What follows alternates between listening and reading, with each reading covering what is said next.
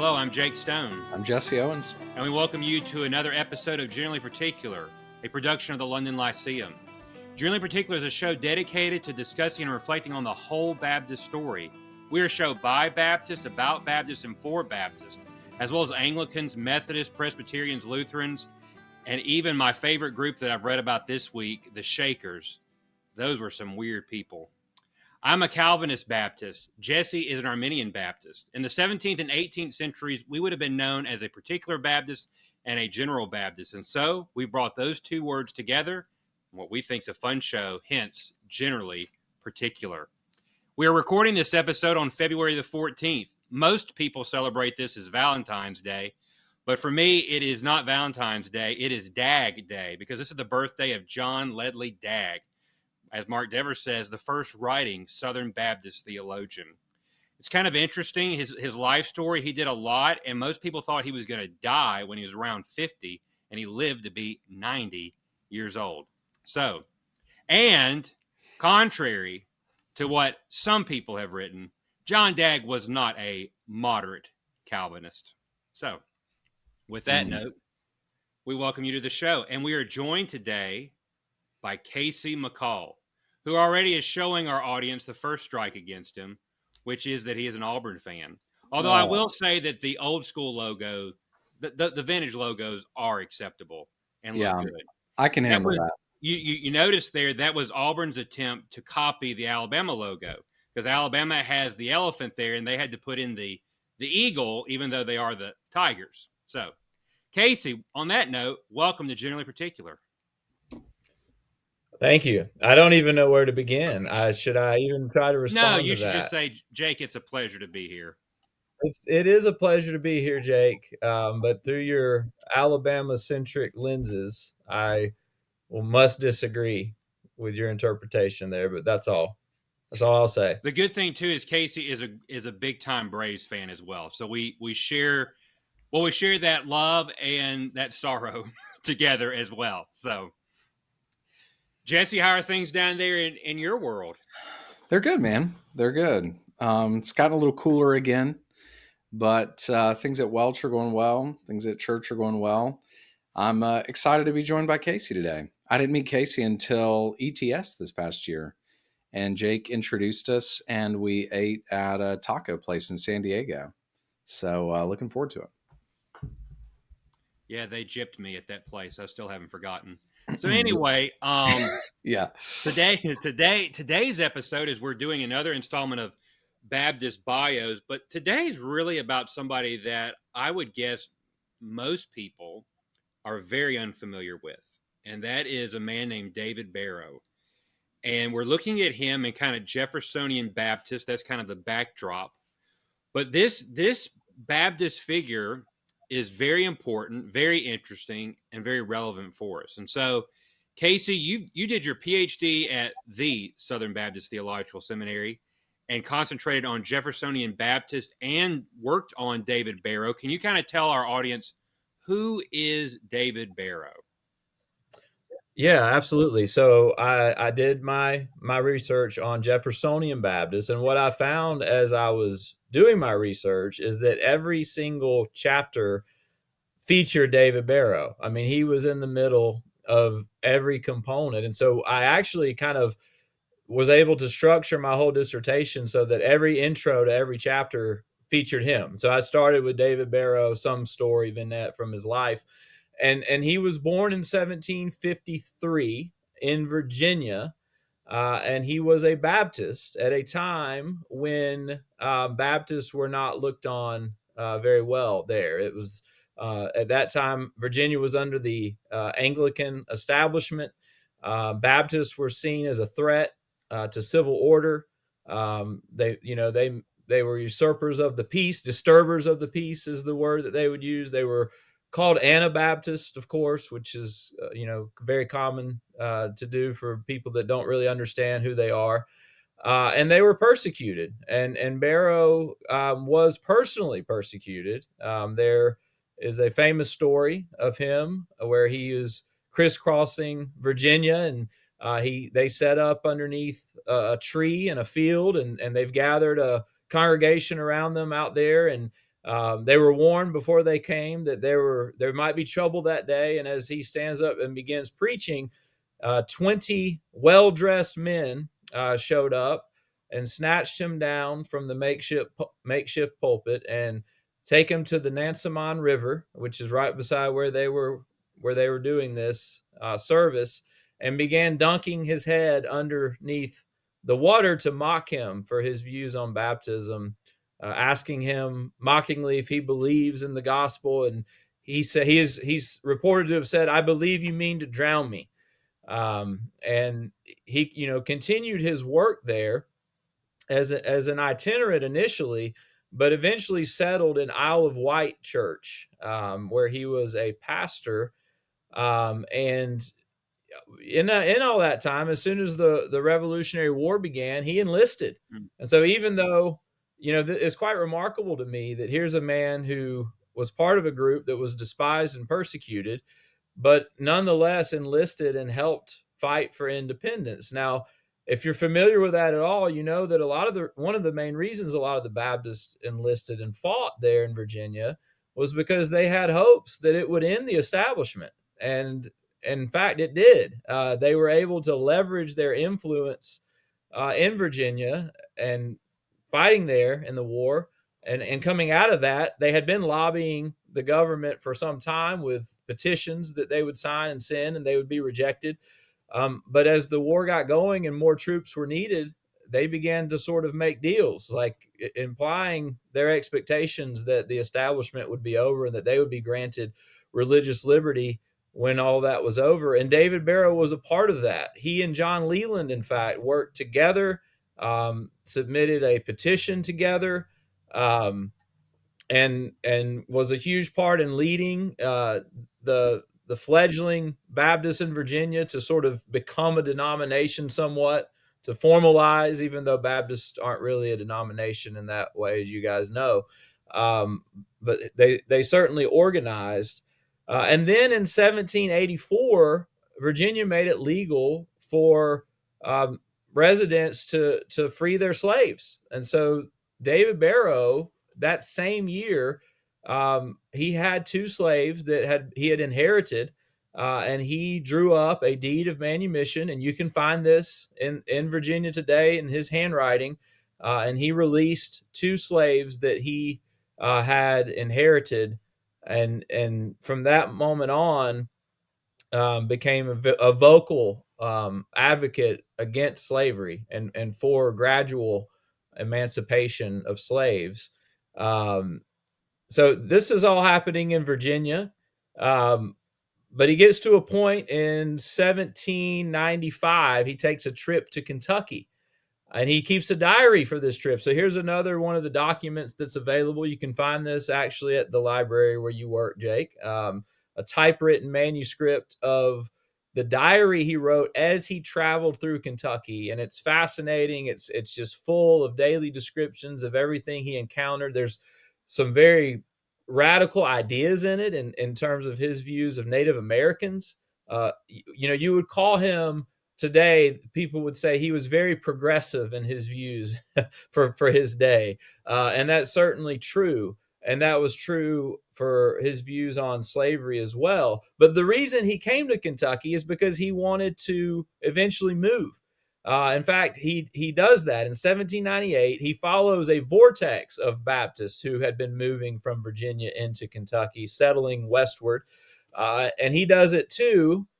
But before he leaves, he draws up a document, a circular letter that he leaves behind in Virginia to kind of give a defense for why he was leaving. And in this document, he says, one of the main reasons I'm leaving is because I can't make enough money here, being that I'm opposed to slavery. And so I'm going to Kentucky, where I can find fertile soil to have a farm and raise my family. And do the duties that God's called me to do. And so that was a huge part of it. But in this circular letter, he also wrote out his theological creed as well as his political creed. And the reason why he did that was because he wanted to clarify that there were no theological reasons he was leaving. He wasn't running from anything, and that his opposition to slavery did not coincide with any sort of theological compromise. He was a Jeffersonian, just as almost all the Baptists in Virginia and Kentucky at that time would have been Jeffersonians. In fact, you would be hard pressed to find any who weren't. And he was very passionate, not just about his theological views, but also about his Jeffersonian republicanism. And that's very clear as well. And so he gets to Kentucky, 1801. He jumps right into associational life. He's a part of the Elkhorn Association. He's all in the minute books. He's leading certain things at that time. He is a key player in uniting the regular and separate Baptists together into one in Kentucky. That happens in 1801. Barrow was a huge part of that. They had been trying to do that for decades before, and he was a huge part of making it happen. In 1803, he responds to Unitarian heresy. And there's he writes a book on that, but it's no longer in existence. It's lost to history. And so he's involved in theological debates. And then in 1805, the Elkhorn Association at their annual meeting bans what they call meddling with emancipation. And it's at that point that David Barrow, a line is drawn in the sand where if you keep preaching and teaching and talking against slavery, you're not going to be able to be a part of the Association of Baptists. So here's a man that was well respected, well known, a leader in denominational life, thought of as one of the most gifted preachers of all the Baptists in Kentucky. And because of his views on slavery, they want him out. And obviously he doesn't comply. He continues preaching. This time he is a part of the North District Association, and he is expelled from the North District Association. And their minute book says, and I quote, "for preaching the doctrine of emancipation to the hurt and injury of the feelings of the brotherhood." And so he was hurting their feelings by preaching these doctrines, and they didn't like that. And so he goes out of that and he forms an explicitly anti-slavery association of churches called the Baptized Licking Locust Association Friends of Humanity. And he leads. Amen. Yes. And this goes on for a while. It never picks up steam because obviously his side is the losing side in Kentucky at this time. And he continues this work for the rest of his life. In 1808, he founds the Kentucky Abolition Society, where he's advocating to government and seeking to help enslaved persons to relieve them. And then in 1819, he dies. And so that's I know I got into some details there, but you got to get some to kind of understand why he's significant. But that's the big picture of his life. So let me go ahead and say that one of the things, most fascinating things about this is that the association that Casey mentioned, one church that is a part of that is the church that a young Abraham Lincoln's family, the church they're a member of, is a part of that association. So I know this isn't on Abraham Lincoln, but just a little side note here, but Lincoln's opposition to slavery, while there's complexities to that throughout his life, but the roots of that go all the way back to his childhood, because the Baptist circles that he grew up in were a part of this anti-slavery Baptist movement in Kentucky. That's right. And Lincoln at one time also said that he believes his parents moved out of Kentucky over, and slavery was one of the issues. I was going to ask about the Lincoln connection, actually. So I was looking up their dates just out of curiosity, but that's interesting. So Casey, tell us a little bit more about Barrow's interaction with Jefferson. So there's a letter that he wrote to Jefferson. Do we have any sense of what he thought of Jefferson as it relates to religious liberty or Jefferson's religious views or anything like that? Yeah, he's absolutely a Jeffersonian. And I mean, his political philosophy, he would have been wholesale in support of Thomas Jefferson. And of course, that's deep, because that goes back to Virginia And that goes back to Baptist and Jefferson finding common cause in seeking religious liberty. Now, the historian can look back on that and say, well, they were coming at it from two completely different angles, and that's true. But they found allies in one another, and the Baptists are a huge part of keeping that whole Jeffersonian dynasty in the presidency, all the way to Monroe. And so yeah, you see Jeffersonian philosophy. He was very articulate. So if you go back and read his circular letter, and his political philosophy is expounded there, and he's using Jeffersonian language. The tract that he wrote, and I kind of skipped over this, but I need to kind of read this title to you. So when he was kicked out of the North District Association in 1807, he published a treatise, and you can find this. This is out there. It was called Involuntary, Unmerited, Perpetual, Absolute, Hereditary Slavery Examined on the Principles of Nature, Reason, Justice, Policy, and Scripture. And so he's using Jeffersonian political philosophy alongside biblical theology, obviously, and common sense to argue against slavery. He's saying, look, if you take the principles of our independence and the principles that forms our government, you cannot continue to allow slavery in this nation if we're true to this. If we really believe in equality, if we truly believe that every human deserves their rights. And so, yeah, his whole argument is steeped in Jeffersonianism. The difference between the two is that Barrow actually backed up the philosophy with his actions, right? And which is something Jefferson never did, even though Jefferson early on spoke as if that was coming, that would be inevitable. He never does that. And so, yeah, he saw Jefferson as an ally. And so that letter that he wrote to Jefferson later on in life, I think, was it 1808? Jesse, I know you saw that letter recently. 1815. I think, yeah. Okay, so it was even later. So see, that was way late in life, and he probably he alludes in that letter to several documents that he sent Jefferson. One of them is probably his treatise that he wrote against slavery. He assumed that Jefferson was on his side on the issue. He just, to him, that just seemed, how could he not be? He's the author of this political philosophy that's led me here. Can I ask you a broader question? So this would be about Barrow, but just Jeffersonian Baptist, because I'm just kind of curious about this. How concerned were they, or were they concerned about Jefferson's religious views? Yeah, so that's a great question, and I addressed this in my dissertation. They just kind of skirt over it, honestly.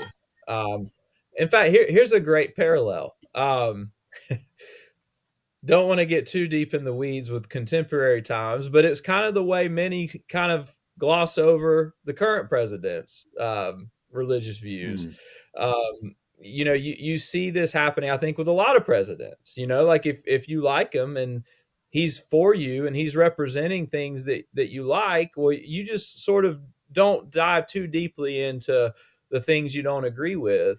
And so, you have crazy statements. I mean, John Leland would have been the preeminent Jeffersonian Baptist, and he would have been very influential among the group that I'm talking about, including David Barrow. They had roots together back in Virginia, and Leland spoke glowingly of Jefferson. You never see him, to my knowledge, critiquing him theologically outside of the fact that he's not a Baptist. But there's just an assumption that he's kind of God's means of bringing liberty over all the earth. I mean, there was a lot of millennialism wrapped up in the imagination of Baptists, not just Baptists, but a lot of people at this time. And you have to remember that coinciding with all this around the turn of the century, around 1800, 1801, you have the Great Revival happening. And so you have just pandemonium where churches start exploding, people are getting saved. It seems like there's signs and wonders happening. And then you have this political liberty happening as well. And there's, I think, sort of an expectation that, is this Jesus coming back? Is liberty about to spread over the entire earth politically through Jefferson and religiously through the preaching of the gospel? Is this all happening at once? And I think a lot of Baptists kind of brought that mythology about. Yeah, I mean, reading this biography that Eric Smith penned on Oliver Hart, it was fascinating to see some of these sermons from Hart where he does exactly what the Puritans did in the 17th century that are coming to America and making the United States into theocratic Israel, and that these promises from the old covenant are being in some way superimposed onto the United States now. And just kind of what that the impact of that ends up being. It's also striking to me, though, and this is part of the tension, the sorrow in many ways as we look back. The arguments that Barrow and a few others are making is that Baptist polity and Baptist principles naturally supported emancipation. There was no room for slavery in consistent application of Baptist principles. And somebody like John Leland got that early, but then he himself shifts somewhat on the slave issue as he sees the political and cultural winds change over time, whereas someone like Barrow stays committed and steadfast. He doesn't move at all on this issue. Yeah, and I think you've nailed it. And I would even put it this way, Jake. I think what you have there is a fight between principles, and a main theme of my dissertation is the emergence of populism. And I think that ultimately that's the issue. Are you going to stick to your principles because you believe they're true, because you believe that this is what we see when we open our Bibles, this is what God has revealed in nature and also in his word? Or are you going to give in to the will of the people, right? What people want, what makes the masses life easier, the common opinions. And slavery was lucrative, and obviously there's a ton of racial beliefs too that's feeding into that, and it's obviously a very complicated picture. But yeah, at the end of the day, populism won out, right? Populism won out over principle. And that, just for me to show my cards a little, that's one of the reasons why I'm fascinated by a guy like David Barrow. I mean, just to do a little contemporary application, I think we need more examples of principle winning, of a person. Well, principle doesn't win, but a person staying firm to the principles, to the convictions that he had, even though it was not beneficial to him. In fact, he lost everything for it in terms of his reputation, his standing in society, being invited to be a leader, to preach, to fill pulpits. I mean, all of that's gone when he decides that I'm going to keep preaching what I believe the truth is against slavery. And it's a lesson for us in how, whether we realize it or not, most of these churches at this point would have been, we would consider confessionally orthodox, that on paper they had everything right theologically.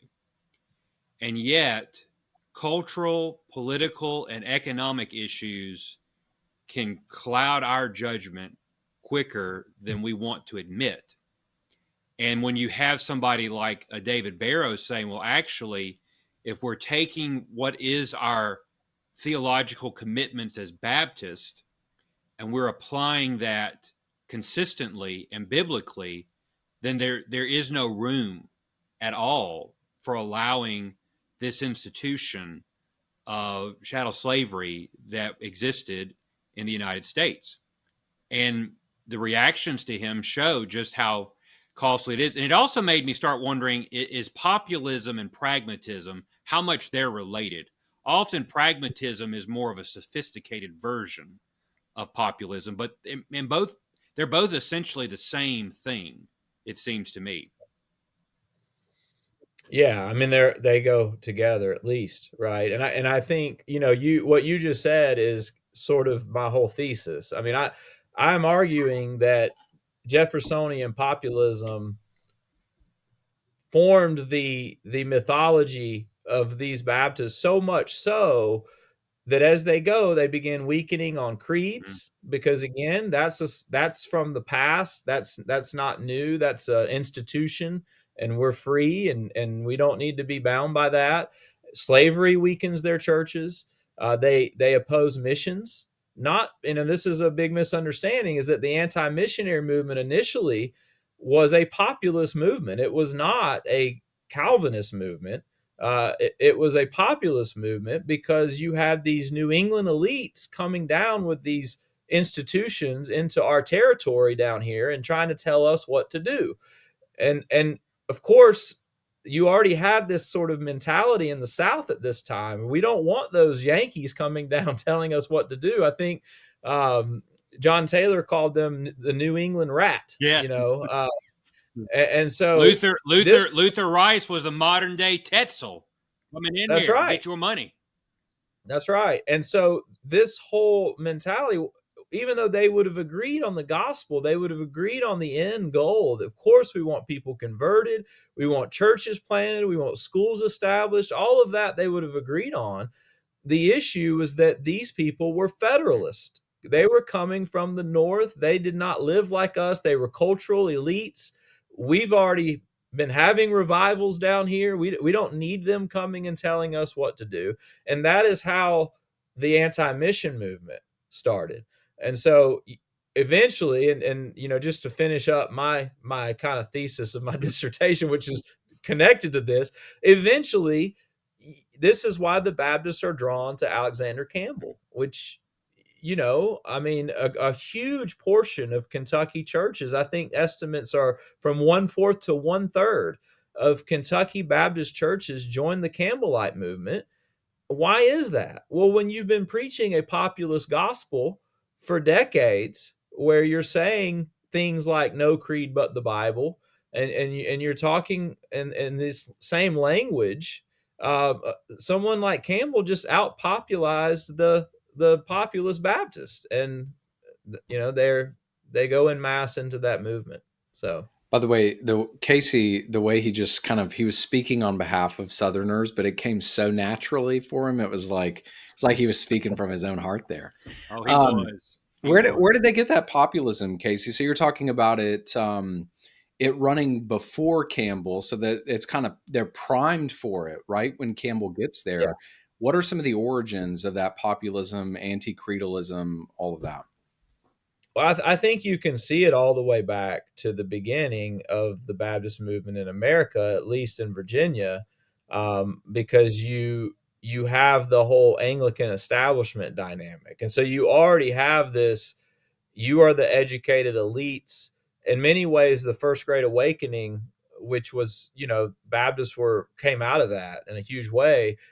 In many ways, that was a revolt against that. Your cold, rational doctrine, and these money grabbers is how the Anglican priests were viewed. And so there was already this sort of incipient populism. And in some ways, you could say that Baptists have always had that element, right? But we're talking about a spectrum. Baptists have also traditionally had association where they're bound together. And so strong institutions is how you guard against the abuses of populism. And typically Baptist commitment to creeds, Baptist commitment to church discipline, and Baptist commitment to associational life, where we're together in this, had been sort of the guardrails to that. But you begin to see all of that loosen as kind of Jeffersonianism, the mythology, takes root. And I would say that the big catalyst for that was the Great Revival in 1801. I mean, you have thousands being converted. You have church rolls exploding. I mean, if you just look at the minutes from the 1790s to the early 1800s, I mean, you're doubling churches, you're baptizing so many people, and I think in that growth, there's this loosening happening. There's this idea that the old the old ways need to be done away with. That we're heading into this new era of freedom, and you can't disconnect the Jeffersonian political philosophy, because they were saying the same thing against federalism that the people in the churches were saying against creedalism and other things like that. And so I think that whole movement, if you read a book like Nathan Hatch, Democratization of American Christianity, I think that book does a great job of telling that story of kind of how populism kind of came into play and became celebrated.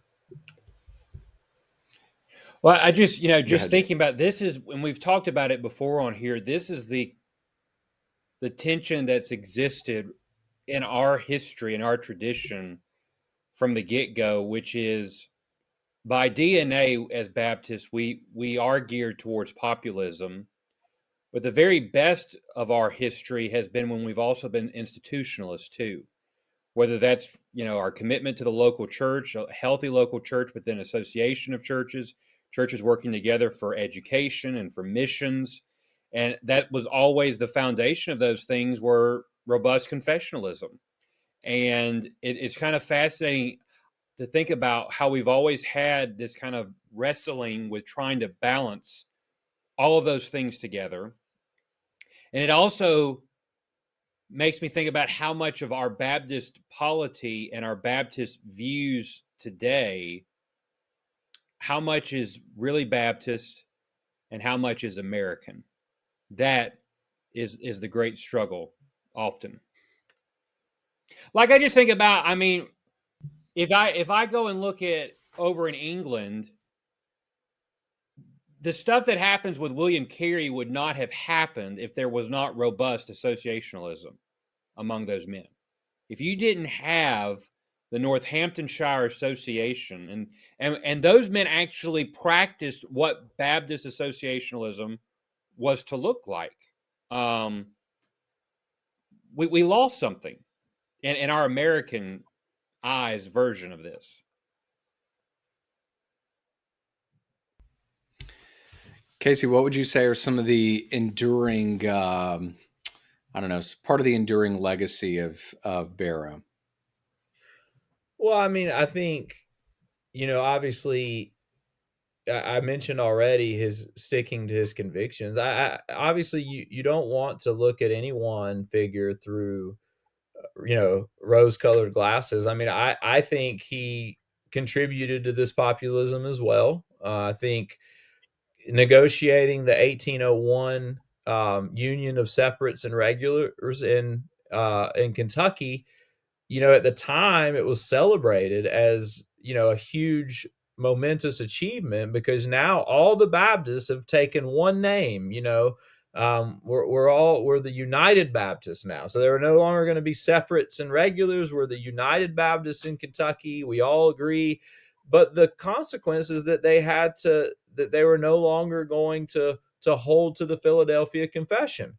And so we have to mute language on the atonement, and we have to mute the things that are most controversial. So we have a less robust doctrine now, but hey, at least we can agree on these things. And so I think that weakens association. So I mean, it's great for churches to have differing views on those things. That's fine, but I think that those churches need to associate around a robust formulation of what they believe together. Like, this is what we hold in common, and I think Barrow contributed somewhat to that. Well, we heard it. Being weakened. We just heard it So right that here that would be the other side. Arminianism leads to pragmatism. I mean, there it is. I mean, there it is. I mean, it's right there in front of us. You start moving away. You start moving I always away think from the atonement and election, and look what happens. Look what happens. I'm always amazed when Calvinists kind of get soft that the Arminians get blamed for it. So it's like That's funny. when Let y'all me do let me well, the Calvinists are awesome. When they kind of like drift, Yes. it's the Arminians' fault. Well, let me kick back against Jake's interpretation of what I said. I think that what you see Yeah. is a de-emphasis on doctrine, period. And again, even in an Arminian context, I would be a proponent of a strong confessionalism there, so that there's still it's very clear what we're bound to together, and so that would be my rebuttal to That that. is the difficulty. We're talking about institutions, and that is the difficulty of building institutions, especially if we want stronger or even larger institutions, is you feel like you kind of constantly have to lower the barriers to create union. So if you want to unite Baptists in Kentucky, you have to be less narrow on these particular points of disagreement. So you inevitably end up with some sort of lowest common denominator in order to make that happen. And that happens at, you're talking about the turn of the 19th century. It happens at the turn of the 20th century as well. You can think about the Northern Baptists and some groups that are folded into that. I even think about, since I'm not in the Southern Baptist Convention, I feel comfortable saying this, but I think about even the Southern Baptist Convention. You ask people, what are we kind of gathered around? And typically it's not, people don't point to confessional statements. It's kind of just like missions, and it's very nebulous. And so there is this tension between confessionalism and institutions, and this kind of back and forth between how do we maintain these and how do we keep these strong, but then not lower the barrier for entry too much. Yeah, and I think you see that in Well, a lot of ages. yeah, I think you hit the nail on the head when you talked about as we want to grow larger, because I think that's the sacrifice you make, Mhm. right? You have to lower the bar if you're going to become huge. And so, perhaps the answer to that question is we don't worry about becoming infinitely huge in our institutions, and we continue to focus on, what can we gather and join around, Well, and it's and really let's not why in compromise Baptist that. life, you mentioned it earlier in passing about why the whole framework and terminology of a denomination really goes against what we are as Baptists, and why associationalism is really the way it's supposed to work. But that means churches working together that actually know each other.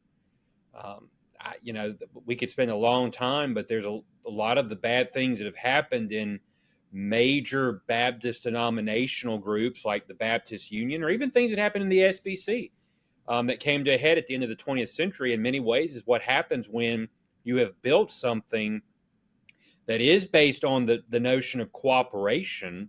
But what does that actually mean, and what's the basis for it?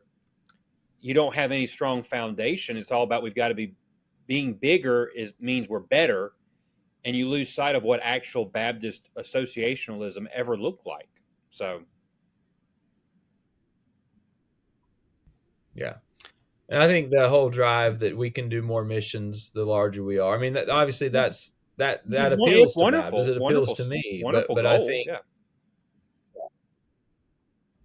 Well, I mean, you don't have some of the institutions you have without something like that. I mean, if you think about having, Southern, Southwestern, Southeastern, you start going through all of these seminaries. Obviously you can have colleges, that are supported by a particular state convention, but even at a state level, you're kind of having to get statewide, and then to maintain all of these seminaries, you have to be almost nationwide. So like I think y'all are both saying, there's some good fruit to it, but there's also something probably not good Can I just involved say real quick, in it you've as never well. lived until you hear Dr. Nettles talk about Taylor and the New England Rats and his accent and the way that he said that phrase. I can hear him right now in class talking about that whole section, which is a great example, as Casey pointed out, It was that whole notion of anti-missions Calvinism slash hyper Calvinism, and that's the drive.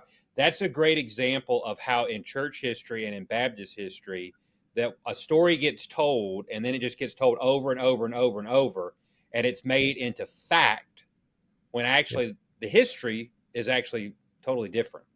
So, well, it's absolutely seen as fact. So much. I mean, I did an article in yeah, Jets Casey's on like one of the this few a people to ever couple. have I don't know. a church history article published in Jets. So that's how good he is. So, Yeah, well, they took it.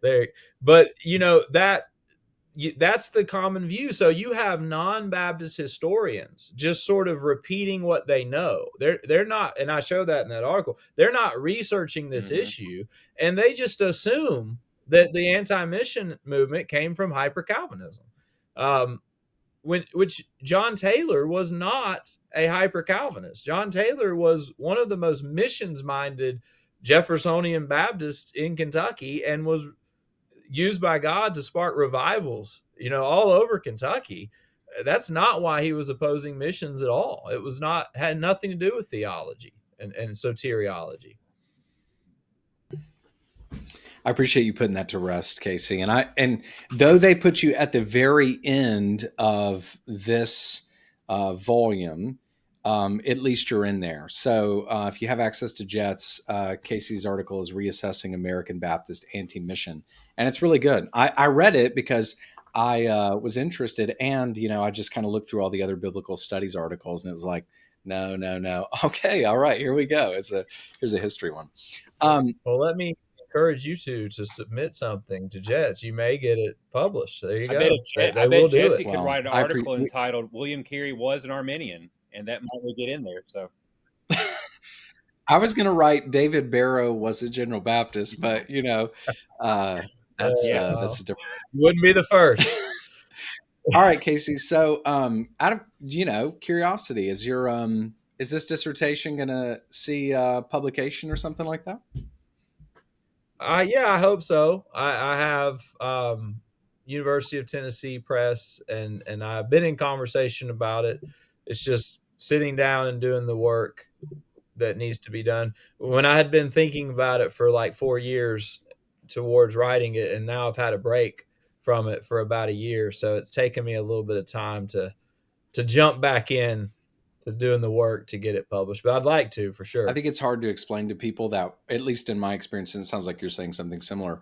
Once you write that dissertation, you've put all that time into it. But for me, there's a part of me that's kind of like, I'm not sure I ever want to look at that again. Like I've spent so much time with that. I think I'm kind of let's just leave it there. So I hope you can get back into it. For sure. And, honestly too, I read it and I go, man, why did I say it that way? I'm also seeing so many things that I need to change. Well, one thing I failed to do at the beginning of this episode was that Casey is not just a Baptist historian, but he's also a pastor too, and pastors out in Oldham County. And Casey, you planted this church, or you're part of the group that planted the church. That's correct? Yeah. Yes. I was sent to this church by Ashland Avenue Baptist Church in Lexington, and we planted it, moved here in 2017, and we were an autonomous church in January 2023. One of the reasons that I like Casey, although I'm still working on him coming to a full persuasion, is if you've heard him talk about Ashland Avenue, it's Ashland Avenue who published J.M. Carroll's The Trail of Blood, the heartbeat of landmarkism. And so Casey knows those paths. Yeah. He just is not walking them yet. Yes. The old path, Jake. Yes. But no, and there's even more to that. My wife's great-great-grandfather was the 50-year pastor at Ashland Avenue Baptist Church, who is the one who got the Trail of Blood published. He is the one. Casey is married into landmark royalty. See, Casey doesn't have a choice. This is where he's headed, whether he knows it or not. Yeah, I will say this, Jake. I am more of a Pendleton landmarker, is what I would say. The later Pendleton. This is getting pretty niche. And also, we've really enjoyed having Casey on today. We're hoping to do another episode in the future with Casey where all three of us will talk about a book together. I'm not going to say which book, but it'll probably be, I think it'll be a good conversation. It might get a little spicy. And is Jesse holding it up? I couldn't. I just no, it's just a okay. little peek, And just a little peek. Well, Jake's the common link between Jesse and I get texts all the time like, Jesse said the same thing. So Jesse, I can't wait to have this conversation. Well, it's I get the same thing, and so it sounds like, well, first of all, I think we now have a text thread, so we can just put it in there instead of getting the relay. But it sounded like we might have a similar take on. Well, I have to be the nicer book, person out of the three of us on this book because I'm mentioned in the preface. So. Yeah. That's right. Wow. It's going to cloud your thinking, I'm sure. Wow. Flattery does big Eva on us. But before we close this, I also want to do a personal shout out because we're recording this on February the 14th, and today is the day my dad is retiring after over 30 years. He's worked at same shipyard. My dad started off a long time ago as a welder and worked his way up to being over all of the QA and QC, but my dad's never forgotten the guys that he's over, and I'm very proud of my dad, and he's my hero in many ways, and so I'm really excited for this new chapter for him. My mom's really excited about him being home, and so they do occasionally watch Jesse and I think when they don't have anything else to do, and so but I want to say that out publicly that I'm very happy for my dad and his retirement today. So. That's awesome, man. Hey, and for future posterity, tell us how many miles. So my dad has been driving a 2002 F-150. He bought it December 31st, 2001. Drives it to work. And he drives it to work. Work is a 45-minute drive one way. That's one reason he was ready to retire, which I get. I mean, he's tired of that drive. But he has got nearly 700,000 miles on that truck. And it's still the same engine. He's never had an engine replaced. And it's still going. And so I've tried to get him. He won't do it. But I said, you need to let me, we need to take pictures, all this kind of stuff, and send it to the Ford people. And I said, who knows? They would give you a new truck, out of a gift, and take your old truck to study it and figure out what they actually did right for that to still work. So it's probably the last one that went that long. Yeah. Well, we can't all drive Teslas like you, Jesse. So we're not all in that tax bracket like you. That's President Stefaniak. That's not. Well, Casey, thanks for joining us today, and we've really enjoyed this discussion. I hope it will kind of lead to some people doing some more studies on Baptists in this period, and encourage us as well to remember our principles, even when we're faced with whether populism, pragmatism, or a combination of the two. And so you've been listening / watching Generally Particular, and as we always say, stay Baptist. Stay Baptist.